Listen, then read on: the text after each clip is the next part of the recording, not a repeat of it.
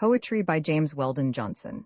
If homely virtues draw from me a tune in happy jingle or a half-sad croon, or if the smouldering future should inspire my hand to strike the seer's prophetic lyre, or if injustice, brutishness, and wrong should make a blasting trumpet of my song, O God, give beauty and strength, truth to my words. Oh, may they fall like sweetly cadenced cods, or burn like beacon fires from out the dark, or speed like arrows, swift and sure, to the mark. Colophon poetry was compiled from poems published between 1899 and 1927 by James Weldon Johnson.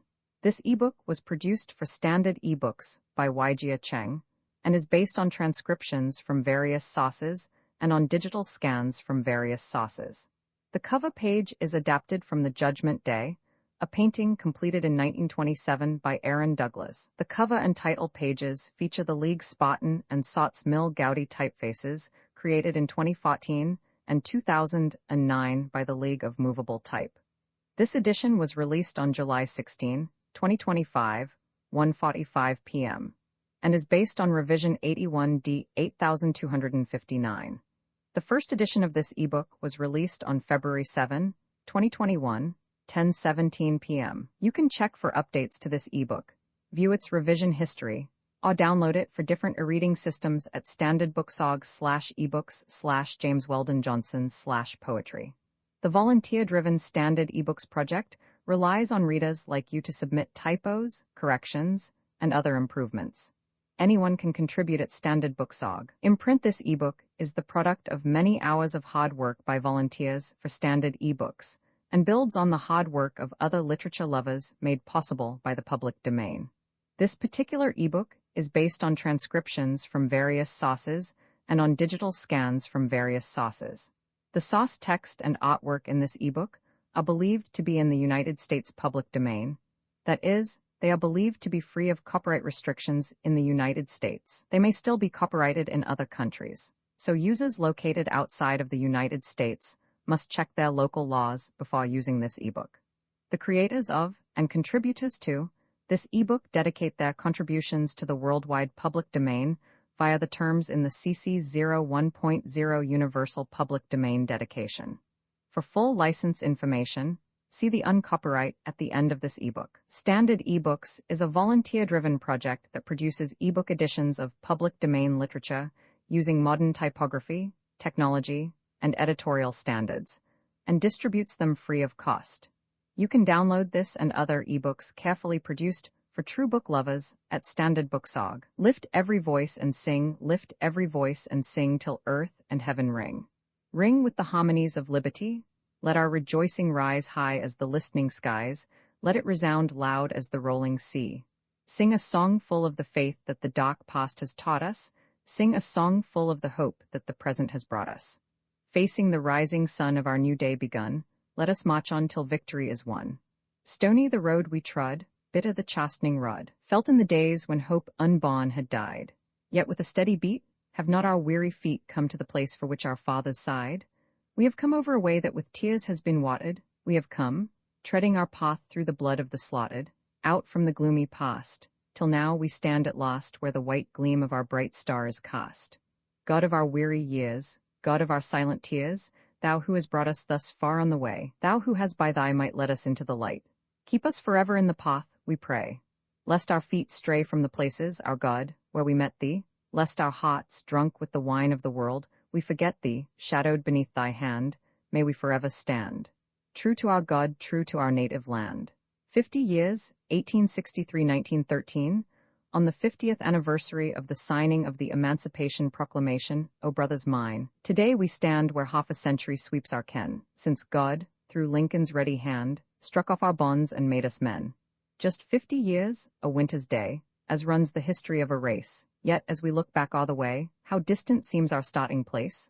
Look farther back, 3 centuries, to where a naked, shivering scaw, snatched from their haunts across the seas, stood, wild-eyed, on Virginia's shore. This land is ours by right of birth. This land is ours by right of toil. We helped to turn its virgin earth. Our sweat is in its fruitful soil.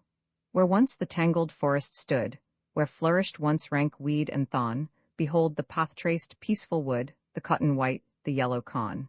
To gain these fruits that have been earned, to hold these fields that have been won, Our arms have strained, our backs have burned, bent bare beneath a ruthless sun. That banner which is now the type of victory on field and flood, remember, its first crimson stripe was dyed by a tuck's willing blood.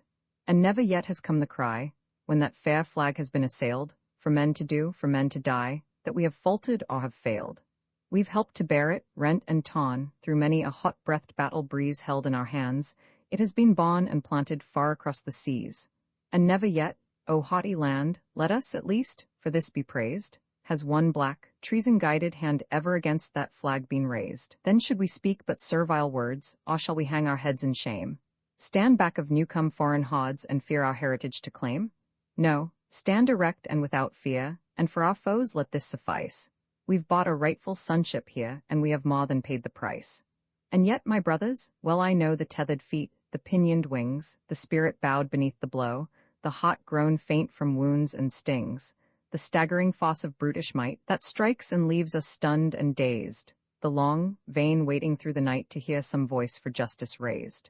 Full well, I know the hour when hope sinks dead, and round us everywhere hangs stifling darkness, and we grope with hands uplifted in despair. Courage, look out beyond, and see the far horizon's beckoning span. Faith in your God-known destiny, we are a part of some great plan. Because the tongues of Garrison and Phillips now are cold in death. Think you their work can be undone, or quenched the fires lit by their breath? Think you that John Brown's spirit stops, that Lovejoy was but idly slain? Or do you think those precious drops from Lincoln's heart were shed in vain? That for which millions prayed and sighed, that for which tens of thousands fought, for which so many freely died, God cannot let it come to naught. To America how would you have us, as we are? Or sinking 'neath the load we bear? Our eyes fixed forward on a star, or gazing empty at despair, rising or falling, men or things, with dragging pace or footsteps fleet, strong, willing sinews in your wings, or tightening chains about your feet. O black and unknown bards, O black and unknown bards of long ago, how came your lips to touch the sacred fire? How, in your darkness, did you come to know the power and beauty of the minstrel's lyre? Who first from midst his bonds lifted his eyes? Who first from out the still watch, lone and long, feeling the ancient faith of prophets rise within his dark-kept soul, burst into song? Heart of what slave pawed out such melody as "Steal Away to Jesus"? On its strains his spirit must have nightly floated free, though still about his hands he felt his chains. Who heard great Jordan roll? Whose starward eye saw chariot swing low? And who was he that breathed that comforting, melodic sigh? Nobody knows the trouble I see. What merely living clod, what captive thing, could up toward God through all its darkness grope, and find within its deadened heart to sing these songs of sorrow, love and faith and hope? How did it catch that subtle undertone, that note in music heard not with the ears? How sound the elusive reed so seldom blown, which stirs the soul, or melts the heart to tears? Not that great German master in his dream of harmonies that thundered amongst the stars at the creation, ever heard a theme nobler than "Go Down, Moses"? Mark its bars, how like a mighty trumpet call they stir the blood. Such are the notes that men have sung going to valorous deeds. Such tones there were that helped make history when time was young. There is a wide, wide wonder in it all, that from degraded rest and servile toil, the fiery spirit of the seer should call these simple children of the sun and soil. O black slave singers, gone, forgot, unfamed, you alone, of all the long, long line of those who have sung untaught, unknown, unnamed, have stretched out upward, seeking the divine. You sang not deeds of heroes or of kings, no chant of bloody war, no exulting paean of arms-won triumphs, but your humble strings you touched and cawed with music empyrean. You sang far better than you knew, the songs that for your listeners' hungry hearts sufficed still live, but more than this to you belongs. You sang a race from wood and stone to Christ. O Southland, O Southland, O Southland, have you not heard the call? The trumpet blown, the word made known to the nations, one and all? The watchword, the hope word, salvation's present plan, a gospel new for all, for you, man shall be saved by man. O Southland, do you not hear today the mighty beat of onward feet, and know you not their way? 'Tis forward, 'tis upward, on to the fair white arch of freedom's dome, and there is room for each man who would march. O Southland, fair Southland, then why do you still cling to an idle age and a musty page, to a dead and useless thing? 'Tis springtime, 'tis work time, the world is young again, and God's above, and God is love, and men are only men. O Southland, my Southland, O Birthland, do not shirk the toilsome task, nor respite ask, but gird you for the work. Remember that weakness stalks in pride, that he is strong who helps along the faint one at his side. To Horace Bumstead, have you been saw discouraged in the fight, and even sometimes weighted by the thought that those with whom and those for whom you fought lagged far behind, or dared but faintly smite? And that the opposing forces in their might of blind inertia rendered as for naught all that throughout the long years had been wrought, and powerless each blow for truth and right? If so, take new and greater courage then, and think no more without and help you stand. For sure as God on his eternal throne sits, mindful of the sinful deeds of men, the awful sod of justice in his hand, you shall not, no, you shall not, fight alone. The color sergeant, on an incident at the Battle of San Juan Hill, under a burning tropic sun, with comrades around him lying, a trooper of the sable 10th lay wounded, bleeding, dying. First in the charge up the fort-crowned hill, his company's guide and bearing, he had rushed where the leaden hail fell fast, not death nor danger fearing. He fell in the front where the fight grew fierce, still faithful in life's lost labor, black though his skin, yet his heart as true as the steel of his blood-stained saber. And while the battle around him rolled, like the roar of a sullen breaker, he closed his eyes on the bloody scene and presented alms to his Maker.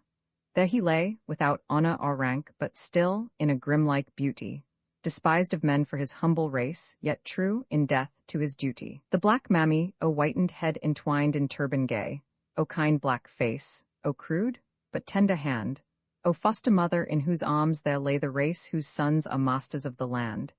It was thine arms that sheltered in their fold, it was thine eyes that followed through the length of infant days these sons. In times of old, it was thy breast that nourished them to strength.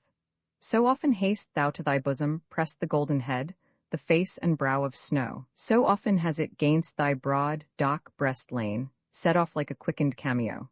Thou simple soul, as cuddling down that babe with thy sweet croon, so plaintive and so wild, came ne'er the thought to thee, swift like a stab, that it some day might crush thine own black child. Father Abraham, on the anniversary of Lincoln's birth. Father Abraham, today look on us from above, on us, the offspring of thy faith, the children of thy Christ-like love. For that which we have humbly wrought, give us today thy kindly smile. Wherein we've failed or fallen short, bear with us, Father, yet a while. Father Abraham, today we lift our hearts to thee, filled with the thought of what great price was paid that we might ransomed be. Today we consecrate ourselves anew in hand and heart and brain, to send this judgment down the years. The ransom was not paid in vain. Brothers, see, there he stands, not brave, but with an air of sullen stupor. Mark him well. Is he not more like brute than man? Look in his eye, no light is there, none, save the glint that shines in the now glaring, and now shifting orbs of some wild animal caught in the hunter's trap. How came this beast in human shape and form? Speak, man. We call you man because you wear his shape. How are you thus? Are you not from that docile, childlike, tender-hearted race which we have known 3 centuries? Not from that more than faithful race which through 3 wars fed our dear wives and nursed our helpless babes without a single breach of trust? Speak out. I am and am not. Then who, why are you? I am a thing not new, I am as old as human nature. I am that which lurks, ready to spring whenever a bar is loosed, the ancient trait which fights incessantly against restraint, balks at the upward climb, the weight forever seeking to obey the law of downward pull. And I am Ma, the bitter fruit am I of planted seed, the resultant, the inevitable end of evil forces and the powers of wrong. Lessons in degradation, taught and learned, the memories of cruel sights and deeds, the pent-up bitterness, the unspent hate filtered through 15 generations have sprung up and found in me sporadic life. In me the muttered curse of dying men, on me the stain of conquered women, and consuming me the fearful fires of lust, lit long ago, by other hands than mine. In me the down-crushed spirit, the hurled-back prayers of wretches now long dead, their dire bequests, in me the echo of the stifled cry of children for their botted mothers' breasts. I claim no race claims me. I am no more than human dregs, degenerate, the monstrous offspring of the monster, sin. I am just what I am. The race that fed your wives and nursed your babes would do the same today, but enough, the brute must die. Quick, chain him to that oak. It will resist the fire much longer than this slender pine. Now bring the fuel, pile it round him. Wait, pile not so fast or high, or we shall lose the agony and terror in his face. And now the torch? Good fuel that, the flames already leap head high. Ha, hear that shriek, and there's another, wilder than the first. Fetch water, pour a little on the fire, lest it should burn too fast. Hold so, now let it slowly blaze again. See there, he squirms. He groans. His eyes bulge wildly out, searching around in vain appeal for help. Another shriek, the last. Watch how the flesh grows crisp and hangs till, turned to ash, it sifts down through the coils of chain that hold erect the ghastly frame against the box-scotched tree. Stop, to each man no more than one man's share. You take that bone, and you this tooth, the chain? Let us divide its links, this skull of costs, in fair division, to the leader comes. And now, his fiendish crime has been avenged, let us back to our wives and children. Say, what did he mean by those last muttered words? Brothers in spirit, brothers indeed are we. Fragment, the hand of fate cannot be stayed, the course of fate cannot be steered, by all the gods that man has made, nor all the devils he has feared, not by the prayers that might be prayed in all the temples he has reared. See, in your very midst there dwell 10,000 blacks, a wedge forged in the furnaces of hell, and sharpened to a cruel edge by wrong and by injustice fell, and driven by hatred as a sledge. A wedge so slender at the start, just 20 slaves in shackles bound, and yet which split the land apart with shrieks of war and battle sound, which pierced the nation's very heart, and still lies cankering in the wound. Not all the glory of your pride, preserved in story and in song, can from the judging future hide, through all the coming ages long, that though you bravely fought and died, you fought and died for what was wrong. 'Tis fixed, for them that violate the eternal laws, naught shall avail till they their error expiate, nor shall their unborn children fail to pay the full required weight into God's great, unerring scale. Think not repentance can redeem, that sin his wages can withdraw? No, think as well to change the scheme of worlds that move in reverent awe. Forgiveness is an idle dream. God is not love, no, God is law. The white witch, O brothers mine, take care, take care. The great white witch rides out tonight. Trust not your prowess nor your strength, your only safety lies in flight. For in her glance there is a snare, and in her smile there is a blight. The great white witch you have not seen. Then, younger brothers mine, forsooth, like nursery children you have looked for ancient hag and snaggletooth. But no, not so. The witch appears in all the glowing charms of youth. Her lips are like carnations, red, her face like newborn lilies, fair, her eyes like ocean waters, blue. She moves with subtle grace and air, and all about her head there floats the golden glory of her hair. But though she always thus appears in form of youth and mood of mirth, unnumbered centuries are hers, the infant planets saw her birth.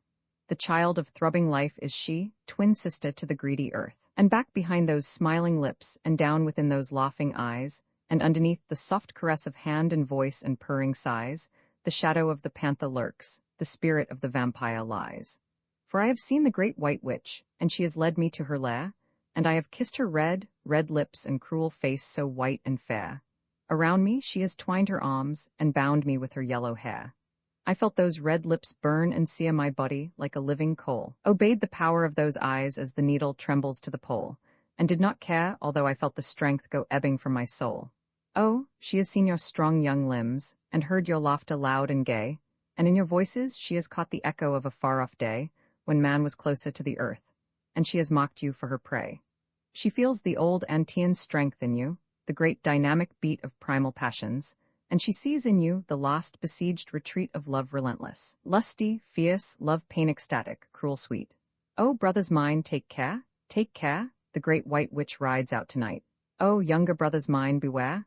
Look not upon her beauty bright, for in her glance there is a snare, and in her smile there is a blight. Mother night eternities before the first-born day, or ere the first sun fledged his wings of flame, calm night, the everlasting and the same, a brooding mother over chaos lay.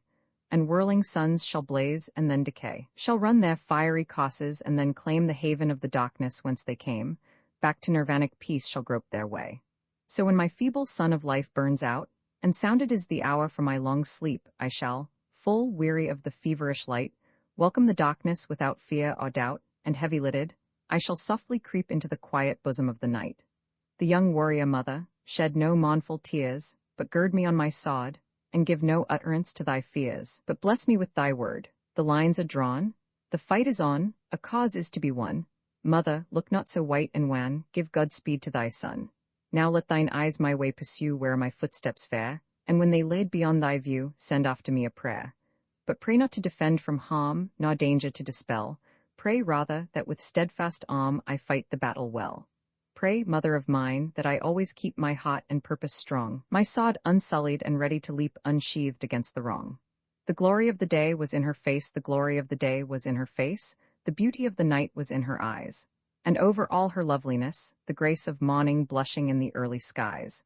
And in her voice, the calling of the dove, like music of a sweet, melodious pot. And in her smile, the breaking light of love, and all the gentle virtues in her heart. And now the glorious day, the beauteous night, the birds that signal to their mates at dawn, to my dull ears, to my tear-blinded sight are one with all the dead, since she is gone. From the Spanish 20 years go by on noiseless feet, he returns, and once again they meet, she exclaims, "Good heavens, and is that he?" He mutters, "My God, and that is she?" Before a painting I knew not who had wrought with skill so fine what I beheld, nor by what laws of art he had created life and love and heart on canvas, from mere color, curve and line.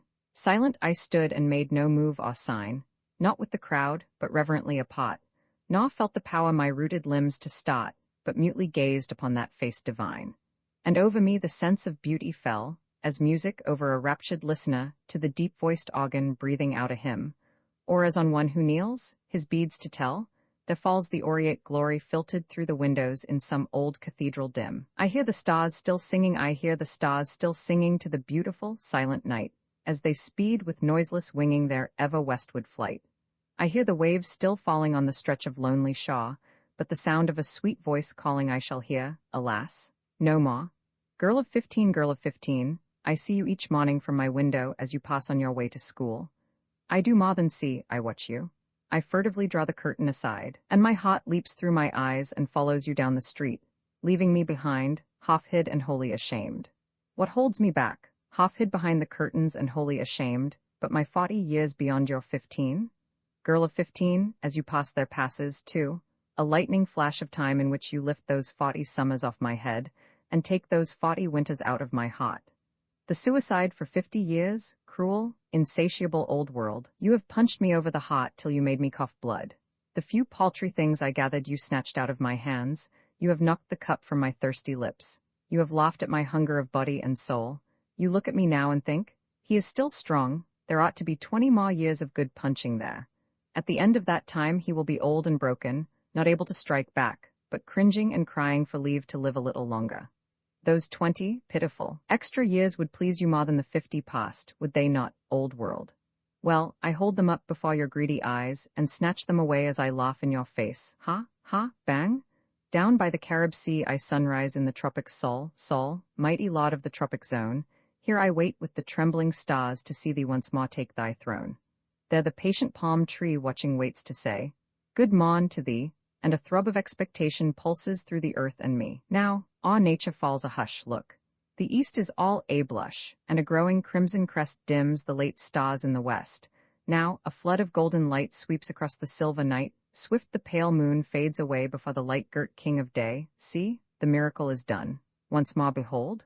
The sun? Roman 2 Los Cigarillos. This is the land of the dark-eyed gent, of the dolce fa niente, where we dream away both the night and day. At night time in sleep our dreams we invoke. Our dreams come by day through the redolent smoke, as it lazily curls, and slowly unfurls from our lips, and the tips of our fragrant cigarillos. For life in the tropics is only a joke, so we pass it in dreams, and we pass it in smoke, smoke, smoke, smoke. Tropical constitutions call for occasional revolutions, but after that's through, why there's nothing to do but smoke, smoke. For life in the tropics is only a joke, so we pass it in dreams, and we pass it in smoke, smoke, smoke, smoke. Roman 3 Tiste of tropic sensations, the worst is, sin duda, the tropical thirst. When it starts in your throat and constantly grows, till you feel that it reaches down to your toes, when your mouth tastes like fur and your tongue turns to dust, there's but one thing to do, and do it you must, drink Tiste. Tiste, a drink with a history, a delicious, delectable mystery. 5 centavos el vaso, señor. If you take one, you will surely want more. Tiste, Tiste, the national drink on a feast day. How it coolingly tickles as downward it trickles. Tiste, Tiste. And you wish, as you take it down at a quaff, that your neck was constructed a la giraffe. Tiste, Tiste. Roman 4 the lottery girl. Lottery, take a chance at the lottery. Take a ticket, or better, take two. Who knows what the future may hold for you? Lottery, take a chance at the lottery. Oh, limpid-eyed girl, I would take every chance if only the prize were a love-flashing glance from your fathomless eyes. Lottery, lottery, try your luck at the lottery. Consider the size of the capital prize and take tickets for the lottery. Tickets, senor? Tickets, senor? Take a chance at the lottery. Oh, crimson-lipped girl, with the magical smile, I would count that the gamble were well worth the while. Not a chance would I miss, if only the prize were a honeybee kiss gathered in sips from those full-ripened lips, and a love-flashing glance from your eyes. The dancing girl, do you know what it is to dance? Perhaps you do know, in a fashion, but by dancing I mean, not what's generally seen, but dancing of fire and passion, of fire and delirious passion. With a dusky-haired senorita, her dark, misty eyes near your own, and her scarlet-red mouth, like a rose of the south, the reddest that ever was grown, so close that you catch her quick panting breath as across your own face it is blown, with a sigh and a moan. Ah, that is dancing, as here by the Carib it's known. Now, whirling and twirling like furies we go, now, soft and caressing and sinuously slow, with an undulating motion, like waves on a breeze-kissed ocean. And the scarlet-red mouth is nearer your own, and the dark, misty eyes still softer have grown. Ah, that is dancing, that is loving, as here by the Carib they're known. Sunset in the tropics, a silver flash from the sinking sun, then a shot of crimson across the sky that, bursting, lets 1,000 colors fly and riot among the clouds. They run, deepening in purple, flaming in gold, changing and opening fold after fold, then fading through all of the tints of the rose into gray, till, taking quick fright at the coming night, they rush out down the west, in hurried quest of the fleeing day.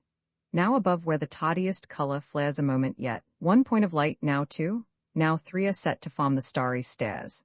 And in her firefly crown, Queen Night, on velvet slipped feet, comes softly down. And the greatest of these is war around the council board of hell, with Satan at their head, the three great scourges of humanity sat.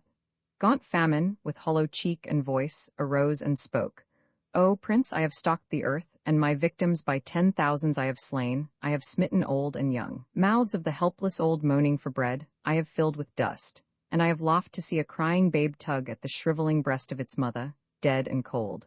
I have heard the cries and prayers of men go up to a tearless sky, and fall back upon an earth of ashes, but heedless I have gone on with my work. 'Tis thus, O Prince, that I have scourged mankind. And Satan nodded his head.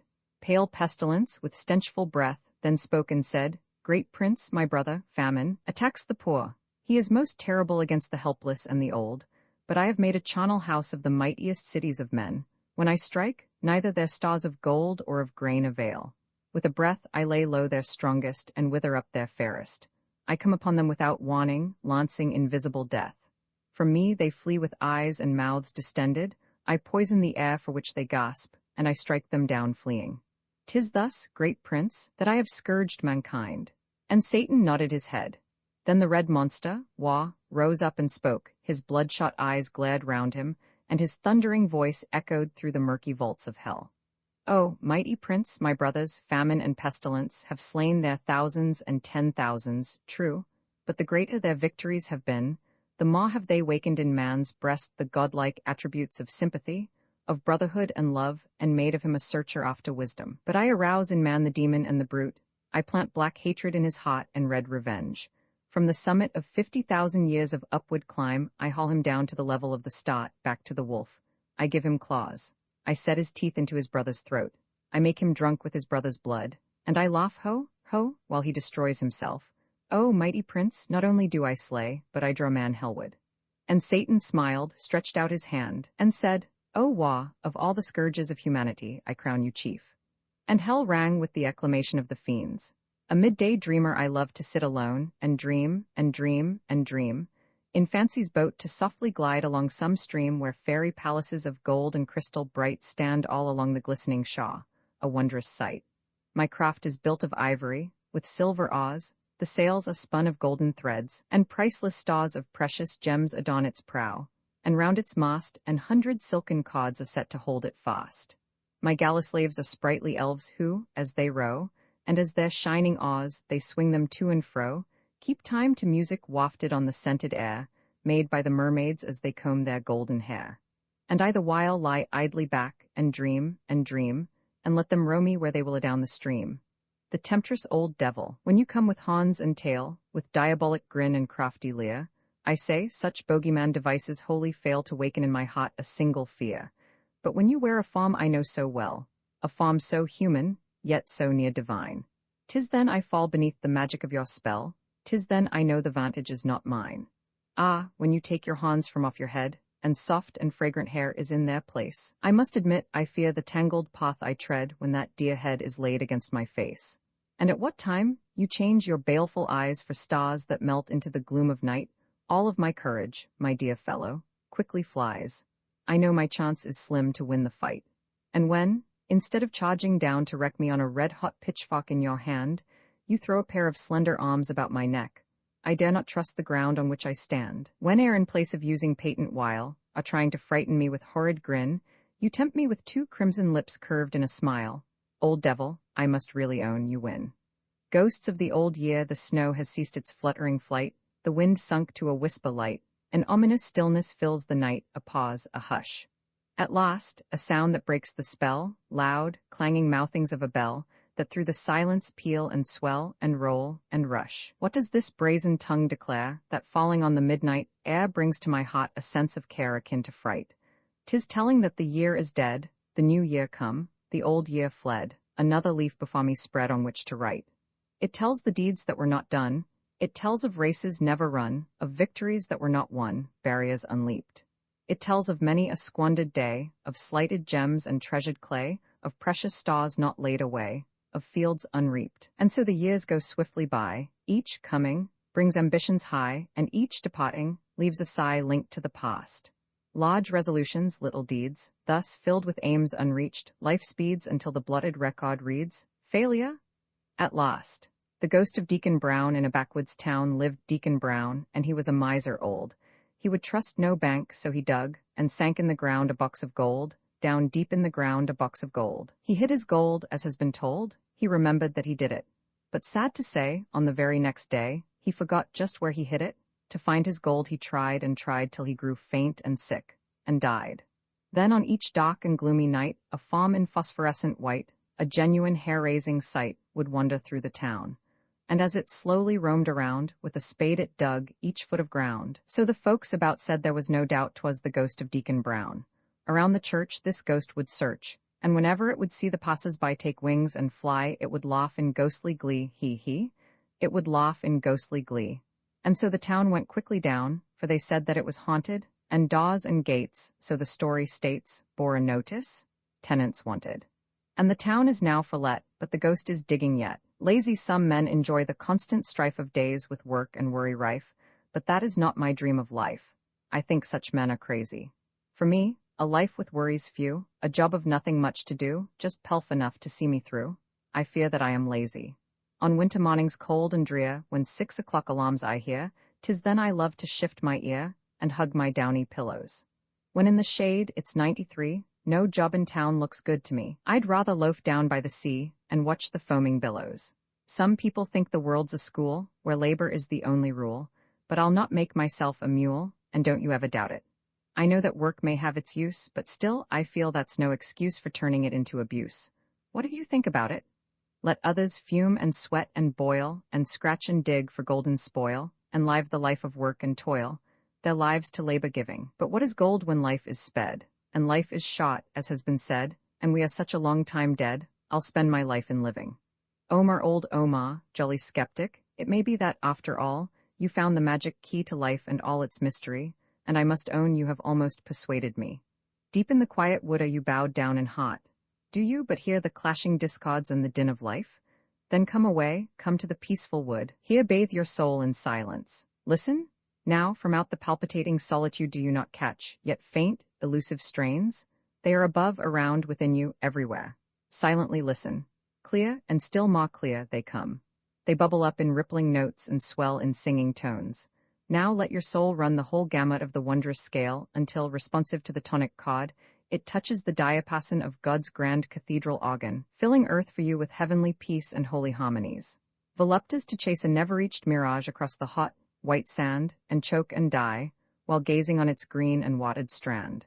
The word of an engineer, she's built of steel from deck to keel, and bolted strong and tight. In sconce she'll sail the fiercest gale, and pierce the darkest night. The builder's art has proved each pot throughout her breadth and length. Deep in the hulk of her mighty bulk, 10,000 titans' strength. The tempest howls, the ice wolf prowls, the winds they shift and veer, but calm I sleep, and faith I keep in the word of an engineer. Along the trail of the slender rail the train, like a nightmare, flies and dashes on through the black-mouthed yawn where the cavernous tunnel lies. Over the ridge, across the bridge, swung twixt the sky and hell, on an iron thread spun from the head of the man in a draftsman's cell. And so we ride over land and tide, without a thought of fear. Man never had the faith in God that he has in an engineer. Life out of the infinite sea of eternity to climb, and for an instant stand upon an island speck of time. From the impassable peace of the darkness to wake, and blink at the garish light through one short hour of fretfulness. Sleep, O sleep, thou kindest minister to man, silent distiller of the balm of rest. How wonderful thy power, when naught else can, to soothe the torn and sorrow-laden breast. When bleeding hearts no comforter can find, when burdened souls droop under weight of woe, when thought is torture to the troubled mind, when grief-relieving tears refuse to flow. 'Tis then thou comest on soft-beating wings, and sweet oblivion's peace from them is shed. But ah, the old pain that the waking brings, that lives again so soon as thou art fled. Man, why should thought of death cause thee to weep, since death be but an endless, dreamless sleep? Prayer at sunrise, O mighty, powerful, dark-dispelling sun, now thou art risen, and thy day begun. How shrink the shrouding mists before thy face, as up thou spring'st to thy diurnal race? How darkness chases darkness to the west, as shades of light on light rise radiant from thy crest. For thee, great source of strength, emblem of might, in hours of darkest gloom there is no night. Thou shinest on though clouds hide thee from sight, and through each break thou sendest down thy light. O greater maker of this thy great sun, give me the strength this one day's race to run, fill me with light, fill me with sun-like strength, fill me with joy to rub the day its length. Light from within, light that will outward shine, strength to make strong some weaker heart than mine, joy to make glad each soul that feels its touch. Great Father of the sun, I ask this much. The gift to sing, sometimes the mist overhangs my path, and blackening clouds about me cling. But oh, I have a magic way to turn the gloom to cheerful day, I softly sing. And if the way grows darker still, shadowed by sorrow's summer wing, with glad defiance in my throat, I pierce the darkness with a note, and sing, and sing. I brood not over the broken past, nor dread whatever time may bring.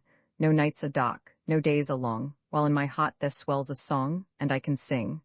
Morning, noon and night, when morning shows her first faint flush, I think of the tender blush that crept so gently to your cheek when first my love I dared to speak. How in your glance a dawning ray gave promise of love's perfect day. When, in the ardent breath of noon, the roses with passion swoon, there steals upon me from the air the scent that lurked within your hair. I touch your hand, I clasp your form. Again your lips are close and warm. When comes the night with beauteous skies, I think of your tear-dimmed eyes, their mute entreaty that I stay, although your lips sent me away, and then falls memory's bitter blight, and dark, so dark becomes the night. Her eyes twin pools twin pools of mystic light, the blend of star sheen and black night, all which, to sound their glamoring haze, a man might bend and vainly gaze. Her eyes, twin pools so dark and deep, in which life's ancient mysteries sleep, wherein, to seek the quested goal, a man might plunge and lose his soul. The awakening I dreamed that I was a rose that grew beside a lonely way, close by a path none ever chose, and there I lingered day by day. Beneath the sunshine and the shower I grew and waited there apart, gathering perfume hour by hour, and storing it within my heart, yet never knew just why I waited there and grew. I dreamed that you were a bee that one day gaily flew along. You came across the hedge to me, and sang a soft, love-burdened song. You brushed my petals with a kiss, I woke to gladness with a start, and yielded up to you in bliss the treasured fragrance of my heart, and then I knew that I had waited there for you. Beauty that is never old when buffeted and beaten by life's storms, when by the bitter cares of life oppressed, I want no surer haven than your arms, I want no sweeter heaven than your breast. When over my life's way there falls the blight of sunless days, and nights of starless skies, enough for me, the calm and steadfast light that softly shines within your loving eyes. The world for me, and all the world can hold, is circled by your arms. For me there lies, within the lights and shadows of your eyes, the only beauty that is never old. Venus in a garden 'twas at early morning, the dawn was blushing in her purple bed, when in a sweet, embowered garden she, the fairest of the goddesses, the lovely Venus, roamed amongst the roses white and red. She sought for flowers to make a garland for her golden head. Snow-white roses, blood-red roses, in that sweet garden close, offered incense to the goddess, both the white and the crimson rose. White roses, red roses, blossoming. But the fair Venus knew the crimson roses had gained their hue from the hearts that for love had bled, and the goddess made a garland gathered from the roses red. Vashti, I sometimes take you in my dreams to a far-off land I used to know, back in the ages long ago, a land of palms and languid streams. A land, by night, of jeweled skies by day, of shawls that glistened bright, within whose arms, outstretched and white, a sapphire sea lay crescent-wise.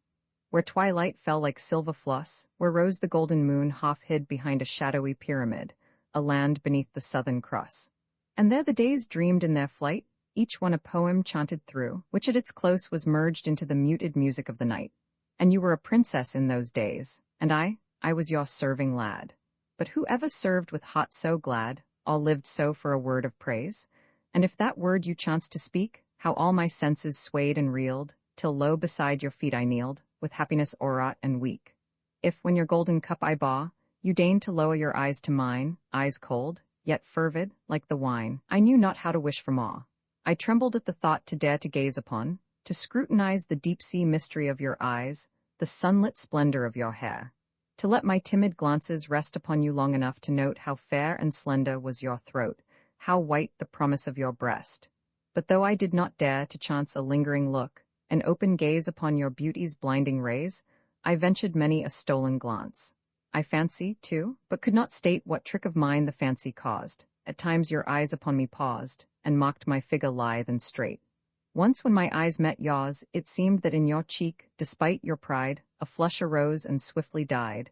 Or was it something that I dreamed? Within your radiance like the star of morning, there I stood and served, close by, unheeded, unobserved. You were so near, and yet so far? Ah, just to stretch my hand and touch the musky sandals on your feet. My breaking heart, of rapture sweet it never could have held so much. Oh, beauty-haunted memory! Your face so proud, your eyes so calm, your body like a slim young palm and sinuous as a willow tree. Caught up beneath your slender arms and girdled round your supple waist, a robe of curious silk that graced, but only scarce concealed your charms. A golden band about your head, a crimson jewel at your throat which, when the sunlight on it smote, turned to a living heart and bled. But oh, that mystic bleeding stone, that work of nature's magic art, which mimicked so a wounded heart, could never bleed as did my own. Now, after ages long and sad, in this stern land we meet in you, no more a princess proud are you, and I am no serving lad. And yet, dividing us, I meet a wider gulf than that which stood between a princess of the blood and him, who served low at her feet. The reward no greater earthly boon than this I crave, that those who some day gather round my grave, in place of tears, may whisper of me then, he sang a song that reached the hearts of men. Since you went away seems lack to me de stars don't shine so bright, seems lack to me de sun done loss his light, seems lack to me dares nothing goin' right. Since you went away, seems lack to me de sky ain't half so blue, seems lack to me dat everything wants you, seems lack to me, I don't know what to do since you went away. Seems lack to me dat everything is wrong, seems lack to me de days just twice as long, seems lack to me de birds forgot his song, since you went away. Seems lack to me I just can't heap but sigh, seems lack to me ma throat keeps gettin' dry, seems lack to me a tear stays in mar eye, since you went away. Ma lady's lips am like de honey, negro love song, breeze a sighin' and a blowin', southern summer night. Stars a gleamin' and a glowin', moon just shinin' right. Strollin', like all lovers do, down de lane wid Lindy Lou, honey on her lips to waste, speck I'm gwine to steal a taste.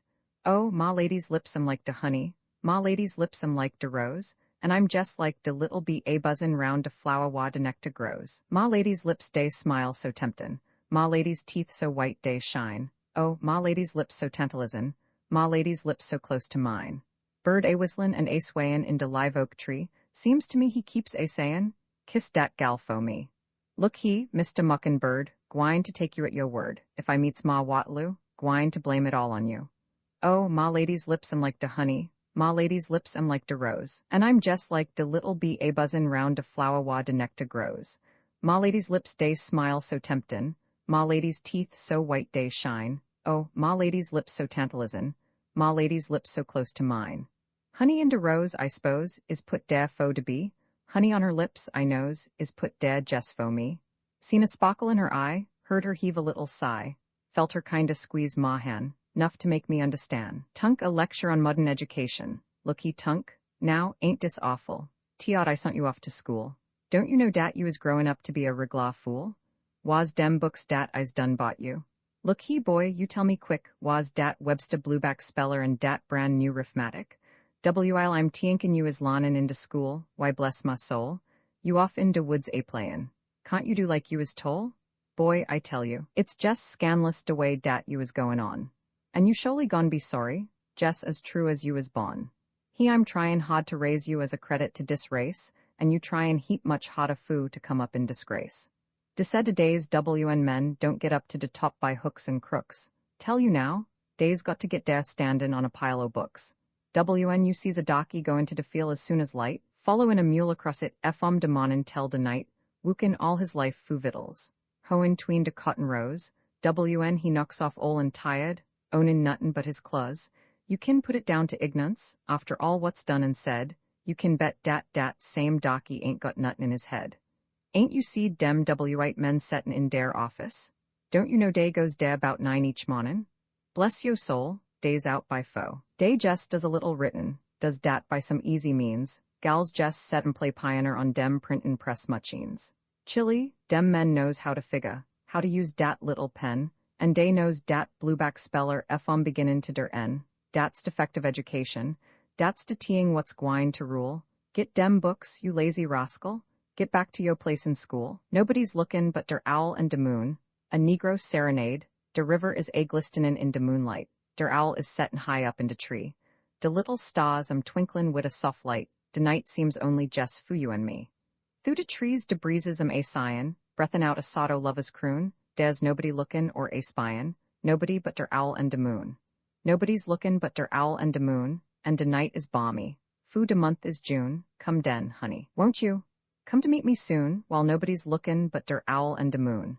I feel so kinda lonely all de daytime, it seems I rallie don't know what to do. I just keep sot a longin' foo de nighttime, cause den I know dat I can be wid you. And de thought just sets my brain a swayin', and my heart a beatin' to a tune. Come, der owl won't tell at we's a sayin', and course you know we kin trues de moon. You sweet to yo mammy just de same, lullaby, shet yo eyes, ma little pickaninny, go to sleep mammy's watchin' by you all de while. Daddy is a wookin' down in de cotton field, wookin' foo his little honey child. And yo mammy's hot is just a brimmin' full o' lub foo you yo head down to yo feet. Oh, no matter at some other folks may tink o you, to yo mammy's hot you's mighty sweet. You sweet to yo mammy just de same, dat's why she calls you honey foo yo name. Yo face is black, dat's true, and yo hair is woolly too, but you sweet to yo mammy just de same. Up dere in de big house day libs so rich and grand days got chillin' dat day lubs, I espose. Chillin' dat is purty, oh, but dey can't lub dem mo dan yo mammy lubs you, heeben knows. Dey may tink you's homely, and yo claws day may be po, but yo shinin' eyes, day holes a light dat, my honey. WN you opens dem so big and round, makes you lovely in yo mammy's sight. A plantation bacchanal WN, ol' Mr. Sun, gets tired a hangin' high up in de sky. WN dere ain't no thunder and lightnin' a bangin', and de crap's done all laid by. WN yo bones ain't a chin wid de rheumatics, den yo ride de mule to town, get a great big jug o' der ol' con juice, and WN you drink her down. Just lay away old trouble, and dry up all yo tears. Yo pleasure show to double and you bound to lose yo keers. Just lay away old sorrow high upon de shelf, and never mind tomorrow, 'twill take care of itself. WN, ol' Mr. Age begins a stealin' through yo back and knees. WN, yo bones and jints lose dere limba feelin', and I'm stiffenin' by degrees. Now dere's just one way to feel young and spry. WN you he dem banjos sound get a great big swig o' der ol' con juice. And WN you drink her down. Just lay away old trouble, and dry up all yo tears. Yo pleasure show to double and you bound to lose yo keers. Just lay away old sorrow high upon de shelf, and never mind tomorrow, 'twill take care of itself. July and Georgie I'm back down in old Georgie W'er de sun is shinin' hot. W'er de con, it is a tasslin', gettin' ready foo de pot. W'er de cotton is a openin' and a whitenin' in de sun, and de ripenin' o de sugarcane is mighty nigh begun. And de locust is a singin' eve bush and tree, and you kin he de hummin o de noisy bumblebee, and a mule he stands a dreamin' in de lot, and de sun, it is a shinin' mighty hot, hot, hot. But everybody is aristin, food de craps is all laid by, and time food de camp meetin' is a drowin' purty nigh, and we's put away de plowshare, and we's done hung up de spade, and we's eatin' watermelon, and a layin' in de shade. A banjo song WN de banjos was a ringin', and de darkies was a singin', oh, woosin' dem de good times show. All der ol' folks would be chattin', and de pickin' in his patin', as day he'd defeat a shufflin' cross de flow. And how we'd dance, and how we'd sing? Dance tell de day done break. And how dem banjos day would ring, and de cabin flow would shake. Come along, come along, come along, come along, don't you he dem banjos a ringin'? Jib a song, jib a song, jib a song, jib a song, get yo feet fixed up fu a wingin'. While de banjos day go plunka, plunka, plunk, will dance tell der ol' flow shake.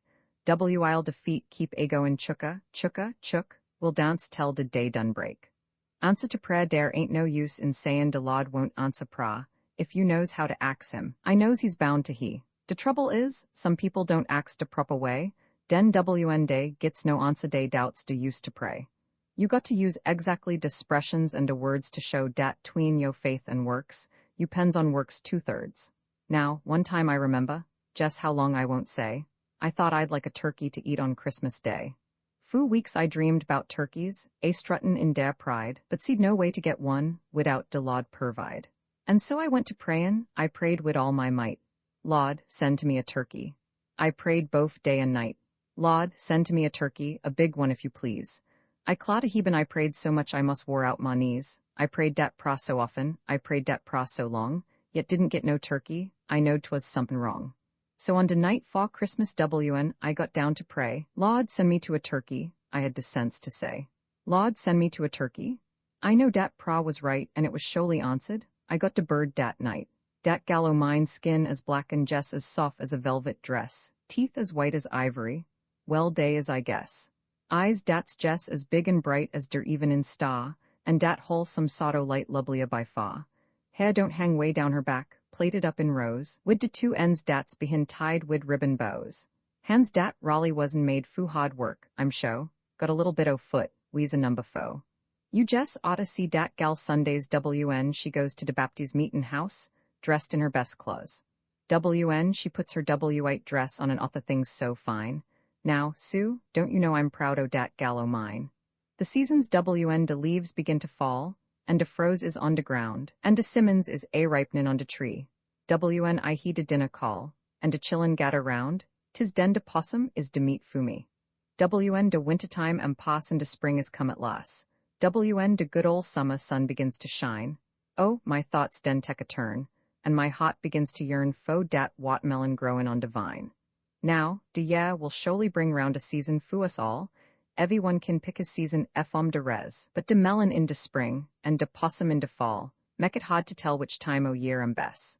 Possum song, a warning, simmons ripenin' in de fall, you better run, brudder possum, run. Muckin' bird commence to call, you better run, brudder possum, get out de way. You better run, brudder possum, get out de way. Run some more and hide, ol' moon am sinkin' down behind de tree. Ol' F am thinkin' and chucklin' wid glee. Ol' tigum blinkin' and frisky as kin be, yo chances. Brudder possum, look mighty slim to me. Run, run, run, I tell you run, brudder possum, run. Run, run, run, I tell you, ol' F's got a gun. Pickin' in his grinnin' waitin' fu to see de fun. You better run, brudder possum, get out de way. Run, brudder possum, run. Brudder possum, take a tip, you better run, brudder possum, run. 'Tain't no use in actin' flip, you better run, brudder possum, get out de way. You better run, brudder possum, get out de way.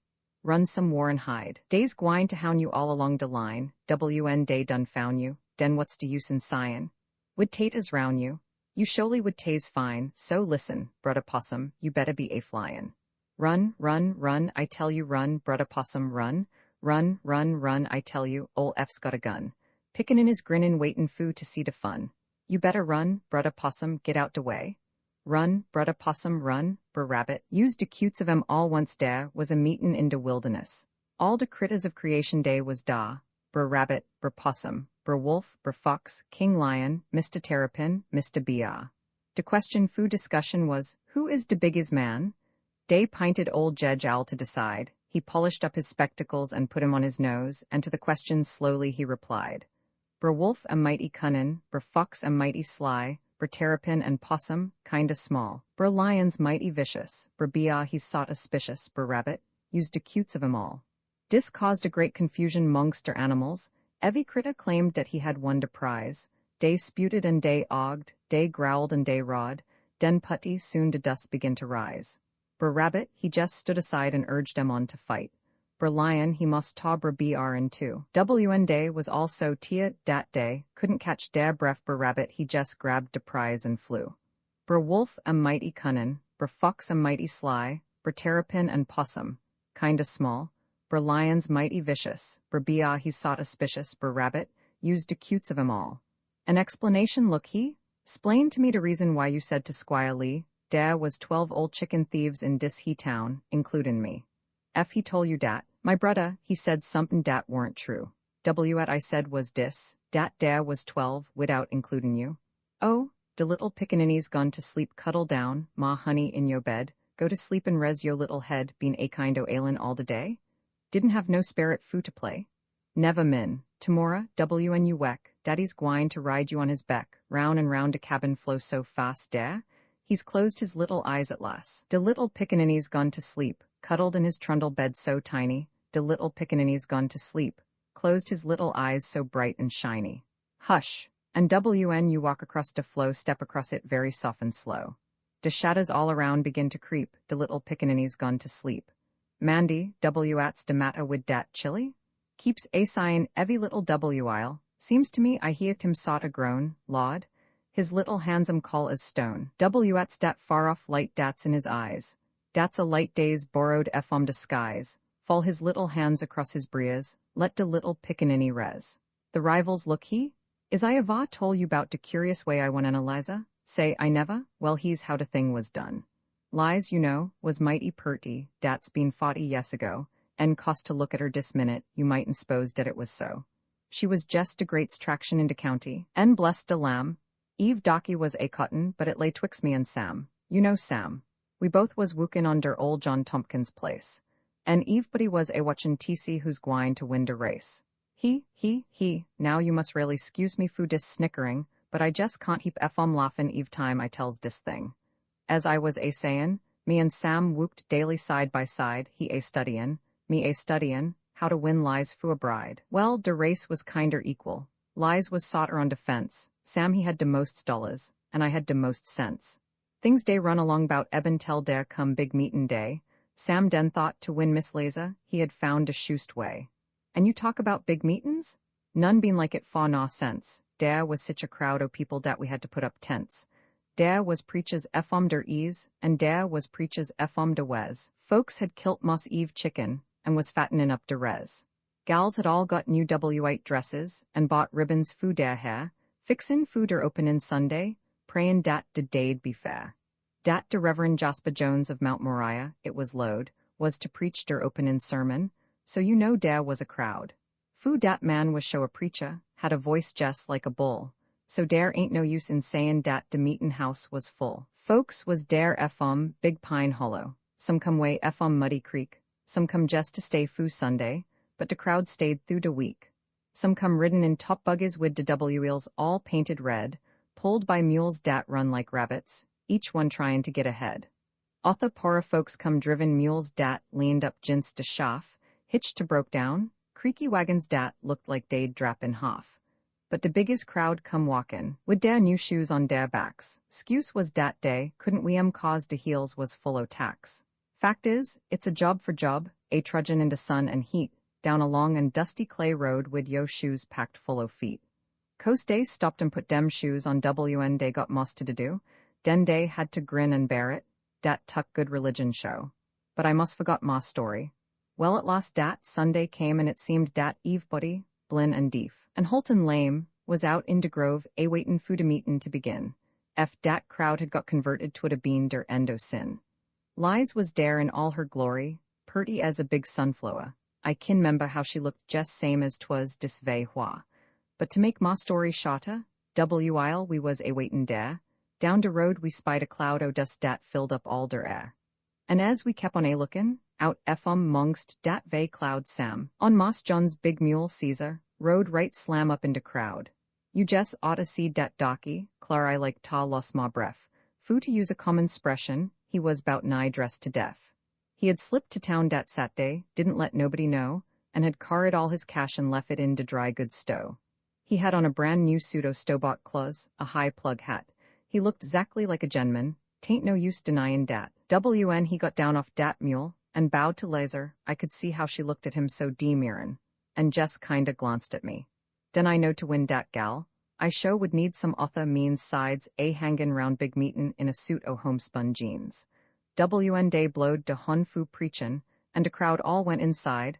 I just felt as though I'd like ta go off in de woods and hide. So I stayed outside de meetin', settin' underneath de trees. Seemed to me I sot dere ages, wid mar elbows on ma knees. Day sung dat hymn. Nobody knows de trouble dat I see. Seemed to me dat day was singin' Eve word o' it Fumi. Just how long I might ha sot dere, actin' like a cussed fool, I don't know, but it just happened dat I looked and saw Sam's mule. And a thought come slowly tricklin' through ma brain right dere and den, dat, perhaps, with some persuasion, I could make dat mule ma friend. And I just kept on a-thinkin', and I kept a-lookin' round, till I spied two great big sun spurs right close by me on de ground. Well, I took dem spurs and put 'em underneath o' Caesar's saddle, so dey'd press down in his backbone soon as Sam had got a-straddle. 'Twas a pretty ticklish job, and just as soon as it was done, I went back w'er I was settin' Fu to wait and see de fun. Purty soon he come to people, just a-swammin' out to do, talkin' 'bout de pow'ful sermon, never heed de likes befo'. How de monas fell convicted, just de same as lumps o' lead, how dat some was still a-layin' same ease if dey'd been struck dead. And directly he come Lisa, Sam a-strollin' by her side, and it seemed to me dat Docky's smile was 'bout 12 inches wide. Looked to me like he had swelled up to 'bout twice his natural size, and I heed him say, I'd like to be yo Scot tonight, Miss Lize. Den he made a bow jest like he's gwine to make a speech in school, and walked just as proud as Mas John over to untie his mule. Sam's foot fust touched de stirrup, he knowed dere was somethin' wrong, 'cause de mule begin to tremble and to sot aside along. When Sam raised his weight to mount him, Caesar bristled up his ear. Sam sot down in de saddle, den dat mule commenced to rear. And he reared and pitched and capered, only as a mule kin pitch, till he flung Sam clean off him, landed him squaw in a ditch. When dat docky riz, well Raleigh, I felt kinda bad fu him, he had bust dem cheap stow britches descended to de rim. All de plug hat dat was left him was de brim around his neck, smeared wid mud top to bottom. Well, he was a sight, I spec. Was de folks a-laughin'? Well, Sue, I just surely thought dey'd bus. Was Sam laughin'? 'Twas de fust time dat I ava heed him cuss. Sam slinked off through de backwoods, I walked slowly home wid Lize. I axed her just one question, dere was somethin' in her eyes made me know dere was no need o' any answer Bain said, and I felt just like de whole world was a-spinnin' round ma head. So I said, Lize, we marry, mus I we some stowbought clothes? She says, jeans is good enough fu any po folks he been knows. Listen, Lord, a prayer, O Lord. We come this morning knee bowed and body bent before thy throne of grace. O Lord, this morning, bow our hearts beneath our knees and our knees in some lonesome valley. We come this morning, like empty pitches to a full fountain with no merits of our own. O Lord, open up a window of heaven and lean out far over the battlements of glory, and listen this morning. Lord, have mercy on proud and dying sinners hanging over the mouth of hell, who seem to love their distance well. Lord, ride by this morning, mount your milk-white hoss and ride this morning, and in your ride by old hell, ride by the dingy gates of hell, and stop poor sinners in their headlong plunge. And now, O Lord, this man of God who breaks the bread of life this morning, shadow him in the hollow of thy hand, and keep him out of the gunshot of the devil. Take him, Lord, this morning, wash him with hyssop inside and out, hang him up and drain him dry of sin, pin his ear to the wisdom post, and make his words sledge-hammers of truth, beating on the iron heart of sin. Lord God, this morning, put his eye to the telescope of eternity, and let him look upon the paper walls of time. Lord, turpentine his imagination, put perpetual motion in his arms, fill him full of the dynamite of thy power, anoint him all over with the oil of thy salvation, and set his tongue on fire. And now, O Lord, when I've done drunk my last cup of sorrow, when I've been called everything but a child of God, when I'm done traveling up the rough side of the mountain, oh, Mary's baby, when I start down the steep and slippery steps of death, when this old world begins to rock beneath my feet, lower me to my dusty grave in peace to wait for that great gettin' up morning. Amen. The creation and God stepped out on space, and he looked around and said, I'm lonely. I'll make me a world. And far as the eye of God could see, darkness covered everything, blacker than 100 midnights down in a cypress swamp. Then God smiled, and the light broke, and the darkness rolled up on one side, and the light stood shining on the other, and God said, That's good? Then God reached out and took the light in his hands, and God rolled the light around in his hands until he made the sun. And he set that sun blazing in the heavens. And the light that was left from making the sun, God gathered it up in a shining ball and flung it against the darkness, spangling the night with the moon and stars. Then down between the darkness and the light he hurled the world, and God said, That's good? Then God himself stepped down, and the sun was on his right hand, and the moon was on his left. The stars were clustered about his head, and the earth was under his feet. And God walked, and where he trod his footsteps hollowed the valleys out and bulged the mountains up. Then he stopped and looked and saw that the earth was hot and barren. So God stepped over to the edge of the world, and he spat out the 7 seas. He batted his eyes, and the lightnings flashed. He clapped his hands, and the thunders rolled. And the waters above the earth came down, the cooling waters came down. Then the green grass sprouted, and the little red flowers blossomed. The pine tree pointed his finger to the sky, and the oak spread out his arms. The lakes cuddled down in the hollows of the ground, and the rivers ran down to the sea. And God smiled again, and the rainbow appeared and curled itself around his shoulder. Then God raised his arm, and he waved his hand over the sea and over the land, and he said, Bring forth? Bring forth? And quicker than God could drop his hand, fishes and fowls and beasts and birds swam the rivers and the seas, roamed the forests and the woods, and split the air with their wings. And God said, That's good? Then God walked around, and God looked around on all that he had made. He looked at his sun, and he looked at his moon, and he looked at his little stars. He looked on his world with all its living things, and God said, I'm lonely still. Then God sat down, on the side of a hill where he could think. By a deep, wide river he sat down. With his head in his hands, God thought and thought, till he thought, I'll make me a man. Up from the bed of the river, God scooped the clay, and by the bank of the river he kneeled him down. And there the great God Almighty, who lit the sun and fixed it in the sky, who flung the stars to the most far corner of the night, who rounded the earth in the middle of his hand. This great God, like a mammy bending over her baby, kneeled down in the dust, toiling over a lump of clay till he shaped it in his own image. Then into it he blew the breath of life, and man became a living soul. Amen. Amen. The prodigal son, young man, your arms too short to box with God. But Jesus spake in a parable, and he said, A certain man had 2 sons. Jesus didn't give this man a name, but his name is God Almighty. And Jesus didn't call these sons by name, but every young man, everywhere, is one of these 2 sons. And the younger son said to his father, he said, Father, divide up the property, and give me my portion now. And the father with tears in his eyes said, Son, don't leave your father's house. But the boy was stubborn in his head, and haughty in his heart, and he took his share of his father's goods, and went into a far-off country. There comes a time when every young man looks out from his father's house, longing for that far-off country. And the young man journeyed on his way, and he said to himself as he traveled along, This shore is an easy road, nothing like the rough furrows behind my father's plow. Young man, smooth and easy is the road that leads to hell and destruction. Downgrade all the way, the further you travel, the faster you go. No need to trudge and sweat and toil, just slip and slide till you bang up against hell's iron gate.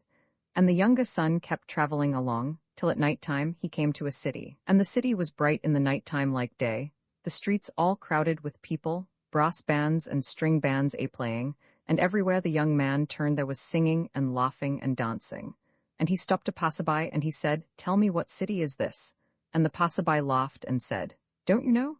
This is Babylon, that great city of Babylon. Come on, my friend, and go along with me. And the young man joined the crowd. Young man, you're never lonesome in Babylon. You can always join a crowd in Babylon. Young man, you can never be alone in Babylon, alone with your Jesus in Babylon. You can never find a lonesome place to go down on your knees and talk with your God in Babylon. You're always in a crowd in Babylon. And the young man went with his newfound friend and bought himself some brand new clothes, and he spent his days in the drinking dens, swallowing the fires of hell. And he spent his nights in the gambling dens, throwing dice with the devil for his soul. And he met up with the women of Babylon. Oh, the women of Babylon, dressed in yellow and purple and scarlet, loaded with rings and earrings and bracelets, their lips like a honeycomb dripping with honey, perfumed and sweet-smelling like a jasmine flower. And the jasmine smell of the Babylon women got in his nostrils and went to his head, and he wasted his substance in riotous living, in the evening, in the black and dark of night, with the sweet-sinning women of Babylon. And they stripped him of his money, and they stripped him of his clothes, and they left him broke and ragged in the streets of Babylon. Then the young man joined another crowd, the beggars and lepers of Babylon. And he went to feeding swine, and he was hungrier than the hogs. He got down on his belly in the mire and mud, and ate the husks with the hogs. And not a hog was too low to turn up his nose at the man in the mire of Babylon. Then the young man came to himself. He came to himself and said, In my father's house are many mansions. Every servant in his house has bread to eat. Every servant in his house has a place to sleep. I will arise and go to my father. And his father saw him afar off, and he ran up the road to meet him. He put clean clothes upon his back, and a golden chain around his neck. He made a feast and killed the fatted calf, and invited the neighbors in. Oh, sinner, when you're mingling with the crowd in Babylon, drinking the wine of Babylon, running with the women of Babylon, you forget about God, and you laugh at death.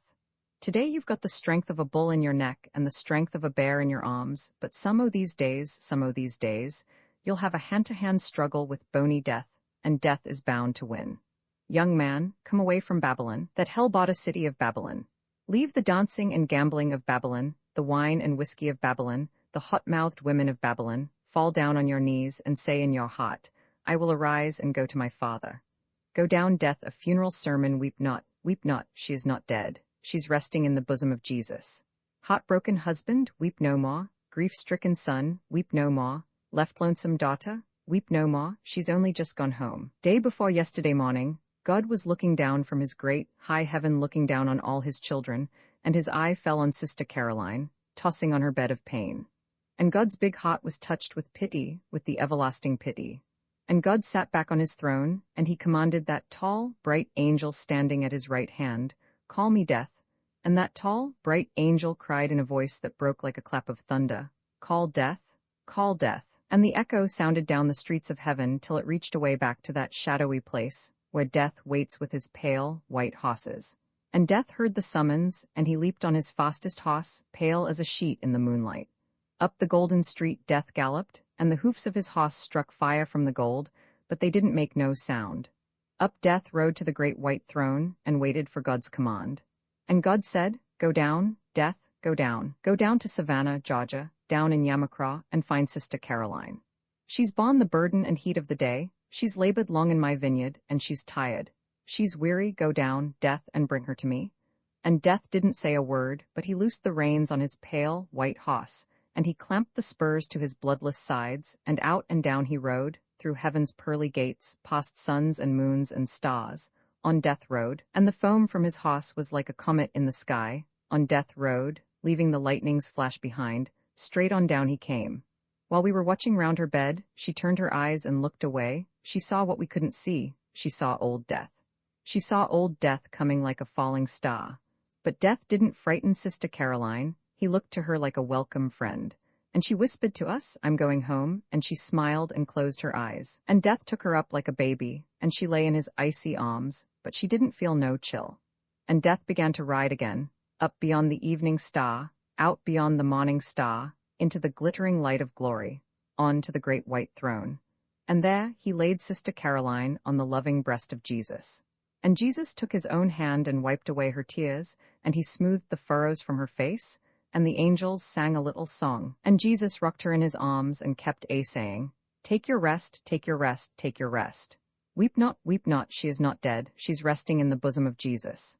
Noah built the ark in the cool of the day. God was walking around in the Garden of Eden, and except for the beasts eating in the fields and except for the birds flying through the trees, the garden looked like it was deserted. And God called out and said, Adam, Adam, where art thou? And Adam, with Eve behind his back, came out from where he was hiding. And God said, Adam, what hast thou done? Thou hast eaten of the tree? And Adam, with his head hung down, blamed it on the woman. For after God made the first man Adam, he breathed a sleep upon him. Then he took out of Adam one of his ribs, and out of that rib made woman.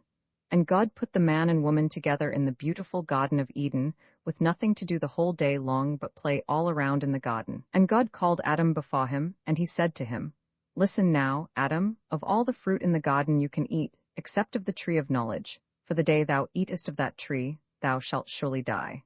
Then pretty soon along came Satan. Old Satan came like a snake in the grass to try out his tricks on the woman. I imagine I can see old Satan now sidling up to the woman. I imagine the first word Satan said was, Eve, you're surely good-looking. I imagine he brought her a present, too, and if there was such a thing in those ancient days, he brought her a looking-glass. And Eve and Satan got friendly. Then Eve got to walking on shaky ground. Don't ever get friendly with Satan. And they started to talk about the garden, and Satan said, Tell me, how do you like the fruit on the nice, tall, blooming tree standing in the middle of the garden? And Eve said, That's the forbidden fruit, which if we eat we die. And Satan laughed a devilish little laugh, and he said to the woman, God's fooling you, Eve, that's the sweetest fruit in the garden. I know you can eat that forbidden fruit, and I know that you will not die. And Eve looked at the forbidden fruit, and it was red and ripe and juicy. And Eve took a taste, and she offered it to Adam, and Adam wasn't able to refuse, so he took a bite, and they both sat down and ate the forbidden fruit. Back there, 6,000 years ago, man first fell by woman, Lord, and he's doing the same today. And that's how sin got into this world. And man, as he multiplied on the earth, increased in wickedness and sin. He went on down from sin to sin, from wickedness to wickedness, murder and lust and violence, all kinds of fornications, till the earth was corrupt and rotten with flesh, an abomination in God's sight. And God was angry at the sins of men. And God got sorry that he ever made man. And he said, I will destroy him. I'll bring down judgment on him with a flood. I'll destroy everything on the face of the earth, man, beasts and birds and creeping things. And he did everything but the fishes. But Noah was a just and righteous man. Noah walked and talked with God. And one day, God said to Noah, he said, Noah, build thee an ark, build it out of gopher wood, build it good and strong. Pitch it within and pitch it without, and build it according to the measurements that I will give to thee. Build it for you and all your house, and to save the seeds of life on earth. For I am going to send down a mighty flood to destroy this wicked world. And Noah commenced to work on the ark, and he worked for about 100 years. And every day the crowd came round to make fun of old man Noah. And they laughed and they said, Tell us, old man, where do you expect to sail that boat up here amongst the hills? But Noah kept on working. And every once in a while old Noah would stop. He'd lay down his hammer and lay down his saw, and take his staff in hand. And with his long, white beard flying in the wind, and the gospel light gleaming from his eye, old Noah would preach God's word, Sinners, O sinners, repent, for the judgment is at hand. Sinners, O sinners, repent, for the time is drawing nigh. God's wrath is gathering in the sky. God's going to rain down rain on rain. God's going to loosen up the bottom of the deep and drown this wicked world. Sinners, repent while yet there's time for God to change his mind. Some smart young fellow said, This old man's got water on the brain. And the crowd all laughed, Lord, but didn't they laugh? And they paid no mind to Noah, but kept on sinning just the same. One bright and sunny morning, not a cloud nowhere to be seen, God said to Noah, Get in the ark. And Noah and his folks all got in the ark, and all the animals, 2 by 2, a he and a she marched in. Then God said, Noah, bar the door, and Noah barred the door. And a little black spot begun to spread, like a bottle of ink spilling over the sky, and the thunder rolled like a rumbling drum, and the lightning jumped from pole to pole, and it rained down rain, rain, rain, great God, but didn't it rain? For 40 days and 40 nights waters poured down and waters gushed up, and the dry land turned to sea. And the old ark she begun to ride, the old ark she begun to rock. Sinners came running down to the ark. Sinners came swimming all round the ark. Sinners pleaded and sinners prayed. Sinners wept and sinners wailed. But Noah done barred the door. And the trees and the hills and the mountain tops slipped underneath the waters. And the old ark sailed that lonely sea. For 12 long months she sailed that sea, a sea without a shore. Then the waters begun to settle down, and the ark touched bottom on the tallest peak of old Mount Ararat. The dove brought Noah the olive leaf, and Noah, when he saw that the grass was green, opened up the ark, and they all climbed down, the folks and the animals, 2 by 2, down from the mount to the valley. And Noah wept and fell on his face and hugged and kissed the dry ground. And then God hung out his rainbow across the sky, and he said to Noah, That's my sign, no more will I judge the world by flood. Next time I'll rain down fire. The crucifixion Jesus, my gentle Jesus, walking in the dock of the Garden of Gethsemane, saying to the 3 disciples, Sorrow is in my soul, even unto death. Tarry ye here a little while, and watch with me. Jesus, my burden Jesus, praying in the dock of the Garden of Gethsemane, saying, Father, O Father, this bitter cup, let it pass from me. Jesus, my sorrowing Jesus, the sweat like drops of blood upon his brow, talking with his Father, while the 3 disciples slept, saying, Father, O Father, not as I will, but let thy will be done.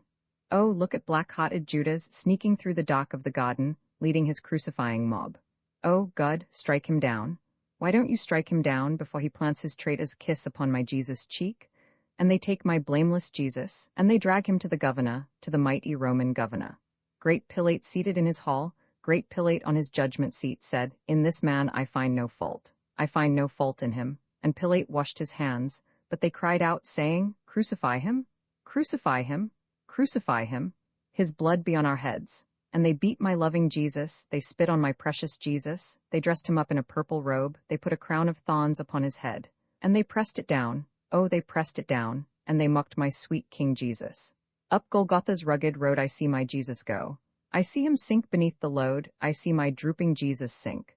And then they laid hold on Simon, Black Simon, yes, Black Simon, they put the cross on Simon, and Simon bore the cross. On Calvary, they crucified my Jesus. They nailed him to the cruel tree, and the hammer, rang through Jerusalem's streets. The hammer, rang through Jerusalem's streets. Jesus, my lamb-like Jesus, shivering as the nails go through his hands. Jesus, my lamb-like Jesus, shivering as the nails go through his feet. Jesus, my darling Jesus, groaning as the Roman spear plunged in his side. Jesus, my darling Jesus, groaning as the blood came spurting from his wound.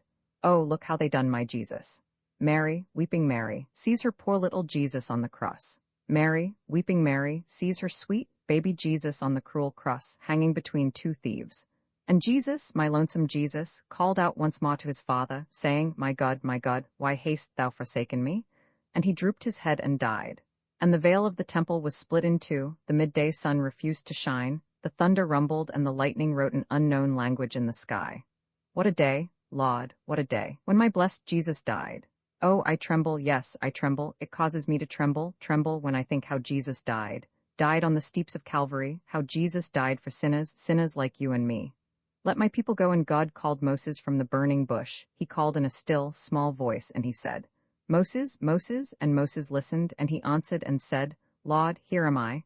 And the voice in the bush said, Moses, draw not nigh, take off your shoes, for you're standing on holy ground. And Moses stopped where he stood, and Moses took off his shoes, and Moses looked at the burning bush, and he heard the voice, but he saw no man. Then God again spoke to Moses, and he spoke in a voice of thunder. I am the Lord God Almighty, I am the God of thy fathers, I am the God of Abraham, of Isaac, and of Jacob. And Moses hid his face. And God said to Moses, I've seen the awful suffering of my people down in Egypt. I've watched their hard oppressors, their overseers and drivers. The groans of my people have filled my ears, and I can't stand it no longer. So I'm come down to deliver them out of the land of Egypt, and I will bring them out of that land into the land of Canaan. Therefore, Moses, go down into Egypt, and tell old Pharaoh to let my people go. And Moses said, Lord, who am I to make a speech before Pharaoh? For Lord, you know I'm slow of tongue. But God said, I will be thy mouth, and I will be thy tongue. Therefore, Moses, go down yonder into Egypt land, and tell old Pharaoh to let my people go. And Moses with his rod in hand went down and said to Pharaoh, Thus saith the Lord God of Israel, let my people go. And Pharaoh looked at Moses, he stopped still and looked at Moses, and he said to Moses, Who is this Lord? I know all the gods of Egypt, but I know no God of Israel. So go back, Moses, and tell your God, I will not let this people go. Poor old Pharaoh, he knows all the knowledge of Egypt, yet he never knew the one and the living God. Poor old Pharaoh, he's got all the power of Egypt, and he's going to try to test his strength with the might of the great Jehovah, with the might of the Lord God of hosts, the Lord mighty in battle. And God, sitting high up in his heaven, laughed at poor old Pharaoh. And Pharaoh called the overseers, and Pharaoh called the drivers, and he said, Put heavier burdens still on the backs of the Hebrew children. Then the people chode with Moses, and they cried out, Look here, Moses, you've been to Pharaoh, but look and see what Pharaoh's done to us now. And Moses was troubled in mind. But God said, Go again, Moses, you and your brother, Aaron, and say once more to Pharaoh, Thus saith the Lord God of the Hebrews, Let my people go. And Moses and Aaron with their rods in hand worked many signs and wonders. But Pharaoh called for his magic men, and they worked wonders too. So Pharaoh's heart was hardened, and he would not let God's people go. And God rained down plagues on Egypt, plagues of frogs and lice and locusts, plagues of blood and boils and darkness, and other plagues besides. But every time God moved the plague, old Pharaoh's heart was hardened, and he would not let God's people go. And Moses was troubled in mind. Then the Lord said, Listen, Moses, the God of Israel will not be mocked. Just one more witness of my power I'll give hard-hearted Pharaoh. This very night about midnight, I'll pass over Egypt land, in my righteous wrath will I pass over, and smite their firstborn dead. And God that night passed over. And a cry went up out of Egypt. And Pharaoh rose in the middle of the night, and he sent in a hurry for Moses. And he said, Go forth from among my people, you and all the Hebrew children, take your goods and take your flocks and get away from the land of Egypt. And right then, Moses led them out with all their goods and all their flocks, and God went on before, a guiding pillar of cloud by day, and a pillar of fire by night. And they journeyed on in the wilderness and came down to the Red Sea. In the morning, they missed the Hebrew children. 400 years they'd held them down in Egypt land, held them under the driver's lash, working without money and without price. And it might have been Pharaoh's wife that said, Pharaoh, look what you've done. You let those Hebrew children go, and who's going to serve us now? Who's going to make our bricks and mortar? Who's going to plant and plow our corn? Who's going to get up in the chill of the morning? And who's going to work in the blazing sun? Pharaoh, tell me that. And Pharaoh called his generals, and the generals called the captains, and the captains called the soldiers. And they hitched up all the chariots, 600 chosen chariots of war, and 2,400 horses. And the chariots all were full of men, with swords and shields and shiny spears and battle bows and arrows. And Pharaoh and his army pursued the Hebrew children to the edge of the Red Sea. Now, the children of Israel, looking back, saw Pharaoh's army coming, and the rumble of the chariots was like a thunderstorm, and the whirring of the wheels was like a rushing wind, and the dust from the horses made a cloud that darkened the day, and the glittering of the spears was like lightnings in the night. And the children of Israel all lost faith, the children of Israel all lost hope, deep Red Sea in front of them and Pharaoh's host behind.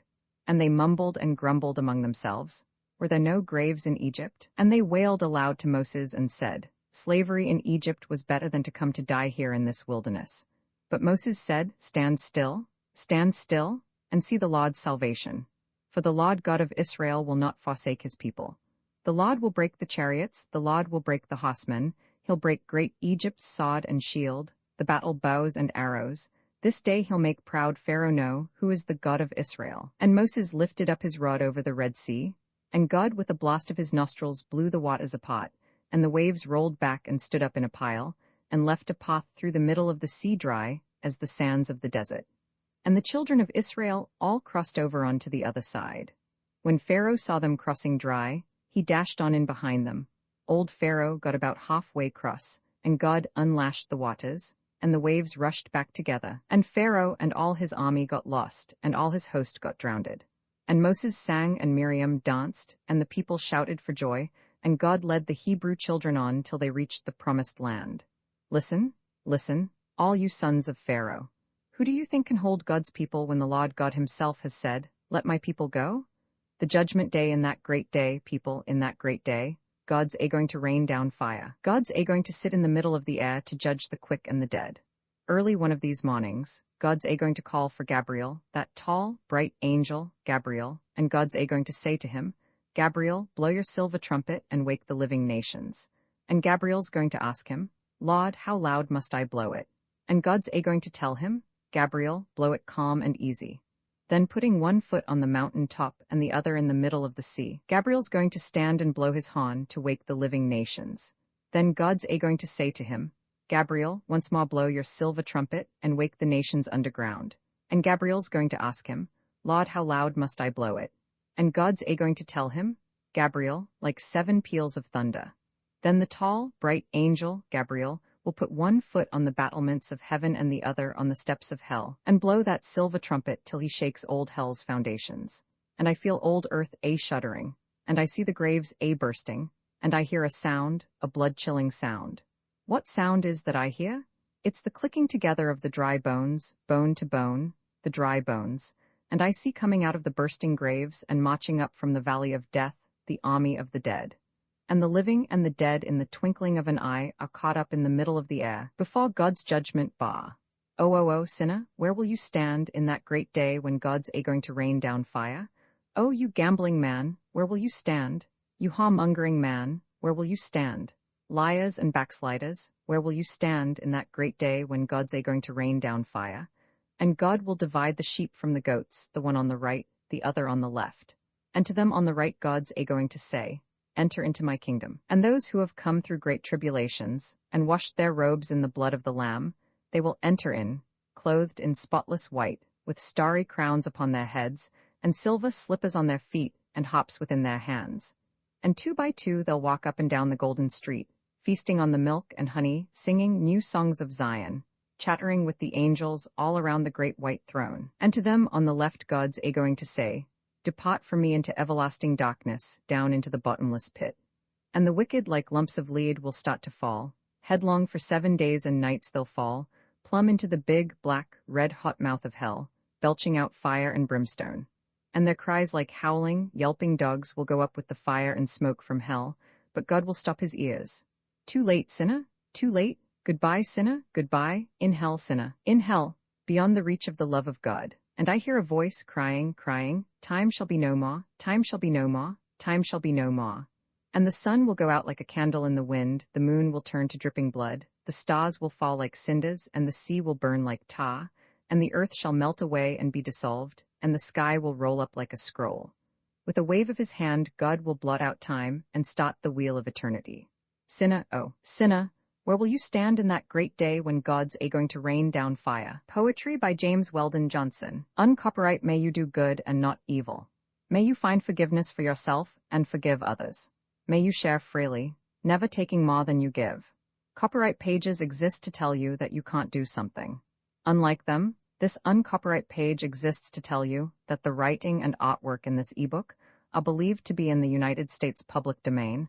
That is, they are believed to be free of copyright restrictions in the United States. The United States public domain represents our collective cultural heritage, and items in it are free for anyone in the United States to do almost anything at all with, without having to get permission.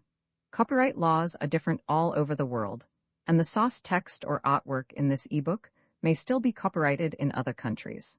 If you're not located in the United States, you must check your local laws before using this ebook. Standard ebooks makes no representations regarding the copyright status of the source text or artwork in this ebook in any country other than the United States. Non-authorship activities performed on items that are in the public domain, so-called sweat of the brow, work, don't create a new copyright. That means that nobody can claim a new copyright on an item that is in the public domain for, among other things, work like digitization, mock-up, or typography. Regardless, the contributors to this ebook release their contributions under the terms in the CC 01.0 Universal Public Domain dedication, thus dedicating to the worldwide public domain all of the work they've done on this ebook, including but not limited to metadata, the title page, imprint, colophon, this uncopyright, and any changes or enhancements to, or mock-up on, the original text and artwork. This dedication doesn't change the copyright status of the source text or artwork. We make this dedication in the interest of enriching our global cultural heritage, to promote free and libre culture around the world, and to give back to the unrestricted culture that has given all of us so much. Table of Contents Landmarks,